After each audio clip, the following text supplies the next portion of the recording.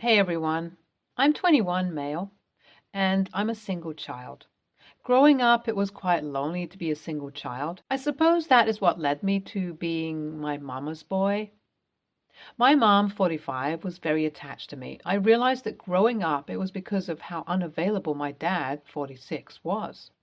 He always prioritized his work over spending time with my mom, which left her wanting attention and company from me. I did not mind it, and my relationship with my mom was quite close in comparison to other kids of my age.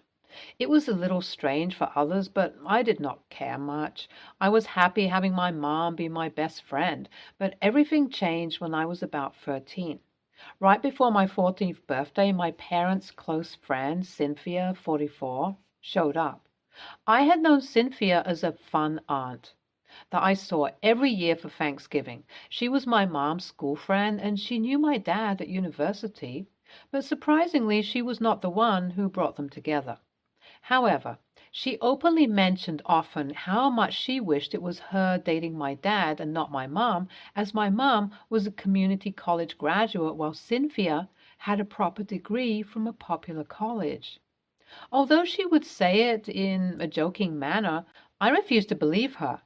I never quite felt comfortable with her jokes, and my gut feeling was proven right after she moved in. Cynthia moved in with her son, Stephen, 9. She begged my parents to let her stay with us because of her abusive husband. Apparently, over the last 2 years, Cynthia's husband had taken up drinking, which led to him being physically abusive towards her. She signed the divorce documents and ran away with Stephen in tow because she did not want to be home when he found out about the separation. My mom, who has always been a very gentle woman, decided to keep Cynthia in our house. I have never quite liked her because of her jokes, and I expressed my disliking of her staying with us, but that did not stop my mom. My parents started treating Cynthia as part of our family, and while I did not like that much, I was glad to have Stephen. During this time, I was unaware of how close Cynthia was getting to my dad. The severity of the situation came to light after my 16th birthday when my parents sat me down and informed me that they were separating. My dad no longer loved my mother and wanted to be with Cynthia. He wanted an amicable settlement, and my mom agreed to everything. Hearing that surprised me because I really had not expected my parents to separate this way, but I also knew it was their decision, so I should respect that. Dad said that mom was going to shift to his second house because my mom no longer wanted to stay here, and I was free to choose who I wanted to stay with as I was 16 and would soon be going off to college, etc. When I urged my mom to let me come with her, she refused. She told me that I should finish high school first, and after that, I can move in with her. It broke my heart to see her go, but I wanted to respect everyone's decision. 3 months after she moved away from the house, my mom took her own life. In her letter, she said she did not blame anyone and felt like there was nothing left for her to live for, which understandably affected me quite badly. She was barely 45 when she passed away, and I knew my mom killed herself because of the betrayal she faced at the hands of Cynthia, who she adored a lot, and obviously my dad. I will not lie, somewhere I really struggled to forgive my dad and stepmom for doing this to my mom. While my dad got me into therapy to cope with my mom's loss, he also went ahead and married Cynthia, even though I did not like it. I cannot say that I was very good at coping with my loss. I hated them, and I pulled away from my dad. Cynthia dropped every pretense she had of liking me and decided to make my life hell when I informed her how I felt about her role in my mom's death. She started depriving me of anything and everything she could. She made up an excuse and got me to move up into the attic and gave my room to Stephen. She went ahead and sold every remnant of my mom or threw it out. It broke my heart, but I tried to keep it cool. I knew my mom wanted me to finish high school here, and I wanted to see it through.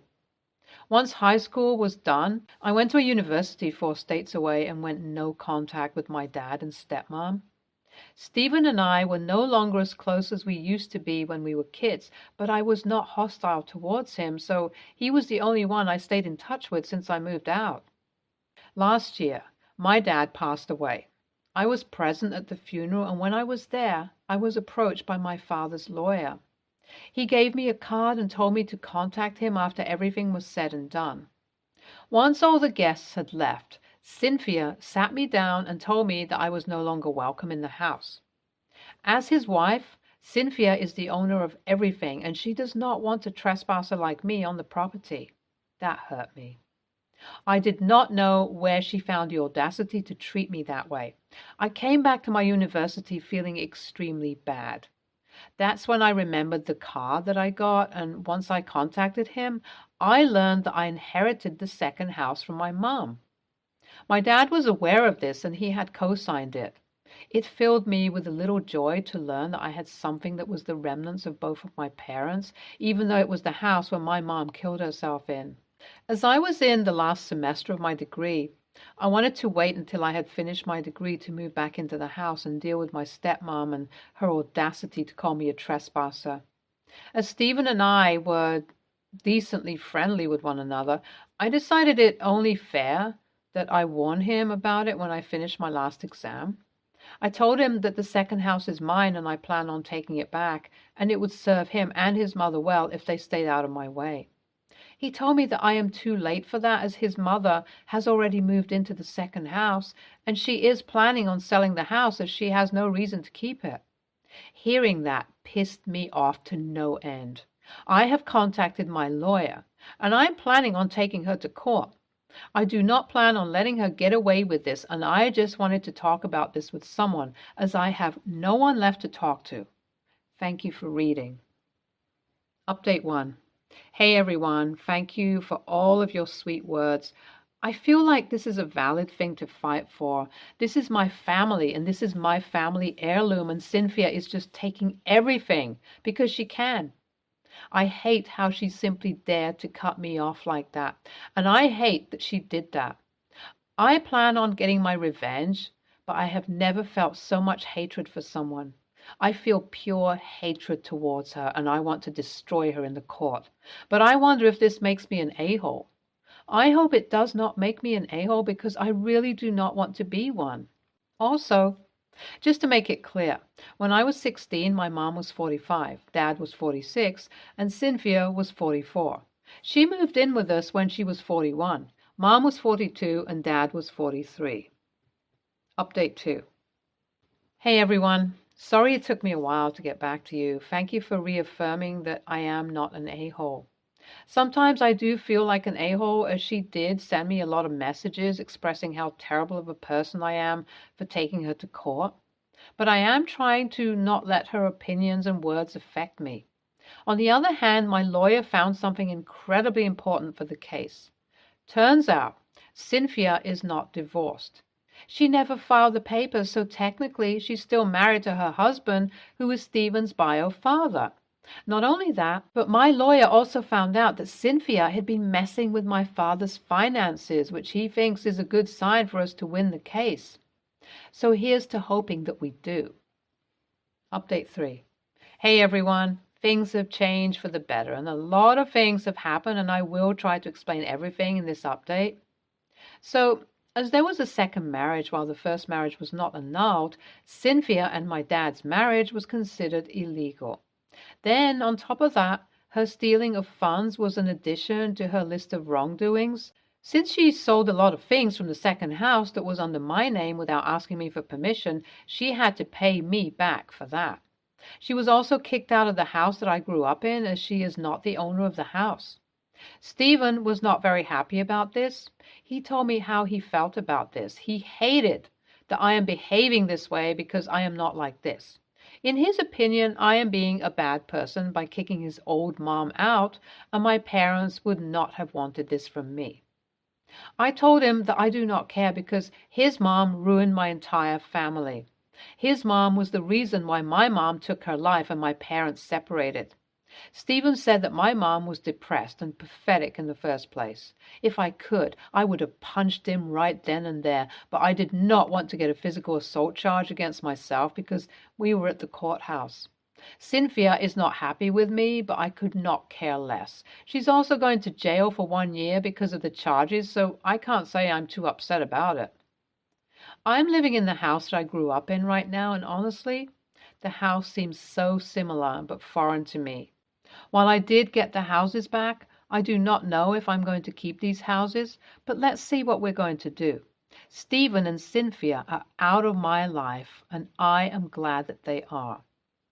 Oh, Pete, you should take Cynthia to court. She has no right to treat you the way she did. You are NTA for taking her there. You know what they say, the lion, the witch, and the audacity of this bitch. Take her to court, and I will pray that you crush her in court, because Cynthia sounds like an evil lady. She does not deserve any mercy. NTA. Next story. I, 26, female, have been married for 4 years. I've always wanted a big family with a lot of children. Me and my husband are trying. My sister, female 23, is vehemently child-free. She's made it clear to both our parents that she never wants children and is considering getting sterilized. Whenever we discuss having children, it always turns into some sort of debate. I mention how having children can be a good and great thing, and to retaliate, she always brings up the negatives about having children, constantly saying it's horrible and tiring and why it just won't be good for her. She also keeps mentioning how her parents regret it, almost as if she's expecting me to do the same. It turns into a fight, and we stop speaking to each other for a few days. However, now I'm starting to have doubts because of her. What if she's right and I regret having children? After another fight we had, I mentioned this to her, and she got mad at me and told me it's not her fault I can't think for myself, which isn't true. She called me a bitch and told me to stop bringing the topic up if I don't like what she says. Now I feel bad. I kind of blamed her for my own worry and insecurity, even though she kept saying negative things despite knowing I want children. So AITA? Edit. Sterilize, not IUD. Edit 2. I came back a little surprised at how many comments this post had received. A lot of people are calling me horrible and an awful person. I guess I came across like that. I spoke to my sister about it. I and my sister are close, really, really close. We discuss every single topic under the sun, no matter how private, and it always goes okay, no matter how different our opinions are. We're there for each other, no matter what. This is the first thing we've ever really bashed heads about. The comments made me realize I was projecting my insecurities about parenthood on my little sister. I'm jealous about how sure she is about her decisions and choice in her child-free lifestyle. Without realizing it, I kept bringing it up, hoping she would feel the same about being unsure about her big decision. I was also embarrassed for being less enthusiastic about how passionate I was about having a big family after hearing her views. I was honest with her about it, and I apologized for continually bringing it up and for projecting my bad feelings onto her. She accepted my apology under the premise that we stopped talking about this topic forever, and told me that having a child is a big thing and that she understands my insecurities. She apologized for calling me a bitch and told me she would get angry because she thought I was questioning her life choices as our parents had. They weren't happy when she told them she was child-free. I'm mad at myself for making her feel like I didn't support her. I also spoke to my husband. We talked about the technicalities of having children and how much our lives would change and how it's not all flowers and roses, as I had kind of deluded myself into believing. For now, we'll work on ourselves and grow up a little more before making such a big life-altering decision. I guess thank you everyone for giving me a bit of a reality check. YTA, you can want to have children and she cannot want to have children. You can both say why, but if you change your mind, that's on you. It's not on her that you're second-guessing your stance. She made her own life decisions. You're responsible for yours. YTA, you do realize there is endless pressure for her to have kids. That's the societal norm, and those of us who don't want children, especially women, are constantly under harsh scrutiny as to why we are refusing to procreate. She probably feels she has to defend herself when you go on about wanting babies. She is in no way responsible for what you do or don't do. Stop projecting on her. Next story. I, 39, male, am engaged to Tina, 32, female. We work in different fields and I make about 15% more than her. When we were dating, we got along so well that we knew we'll be spending the rest of our lives together. We talked about it often and decided early on to combine our finances when we do get married. Then we got engaged and things fell apart when I discovered the details of her finances. I've always lived a frugal life. I wear ordinary clothes and drive ordinary cars. Tina has always dressed better and drove better cars. It's been a running joke in our friend group that she's marrying down. I've always laughed and didn't mind better. She looks amazing, like she just stepped out of a magazine cover. Now that we're engaged, we went through our financials in detail. I don't want to go into too much detail, so I'll be brief. The money that I don't spend, I invest. My assets and investments are roughly 20 times of hers, and she owes about $50,000 spread over several cards and $75,000 on her new electric car. If she cashed out her investments and retirement, she still wouldn't have enough to pay off her debt. I was shocked into silence. I don't make that much more than her, so I always figured our asset levels are close. I never imagined there would be such a wide gap, and that doesn't even include her debt. After thinking about it for weeks, I finally told Tina the other day that I want to keep our finances separate until she pays off her debt. I don't want to say I do and immediately take on $125,000 in debt, if I'm being honest. I'm also thinking about talking to an attorney about the pros and cons of a prenup. I didn't tell her about the attorney part because she blew up at me for going back on our merging agreement. She argued that we always talked about joining our lives and sharing everything, and now I'm having doubts. I told her I have no doubts about spending the rest of my life with her. I just don't want to take on so much debt. AITA for changing my mind? Absolutely NTA. You have information now that you didn't then. And the decision to not combine finances immediately is not only a self-preservation process, but also a decision that protects your mental and financial well-being and in turn the health of your future marriage. I would absolutely recommend that you speak with an attorney. I would also recommend being totally transparent with her about it and maybe offering to help her with getting her finances under control and counseling her on debt management and living within her means. She's probably taking this as an attack. That's the best intentions assumption. Worst case is that she was hoping to merge finances and debt burden and benefit from your fiscal responsibility to alleviate her debt. I wouldn't suggest assuming that necessarily, but I think your instincts are correct that you should proceed cautiously until she's proven she can act responsibly with the money she expects to share and spend with you. NTA and don't get married. Even with a prenup, the marriage is always going to be lopsided. There is no way this doesn't drag on the relationship long term, and if it lasts that long, come to an apocalyptic meltdown as they reach retirement age and only one of them can actually afford to do so. Only OP will be able to contribute to a future house. To home maintenance, to emergency funds, to vacations, etc. And every one of those things will be laden with resentment. He will carry extra weight, even assuming the girlfriend puts in the effort to pay off the debt. Prenup won't save him here. This is DOA, type of financial incompatibility. NTA, she must have known the position she was in and chose not to share that info. Even in a general, I have a decent chunk of debt I'm paying off sense, when first discussing future financials. I get being embarrassed and avoiding, but it's unreasonable to hold someone to a plan they made while you withheld key information. If nothing else, Surely it's sensible to have one of you with good credit and or investments insulated from that debt in case you guys need it, rather than fully merging so utilization is maxed out and investments are at risk. She needs to get a plan under her for clearing this. And expecting you to help when she hasn't even made a real effort herself is very selfish and short-sighted.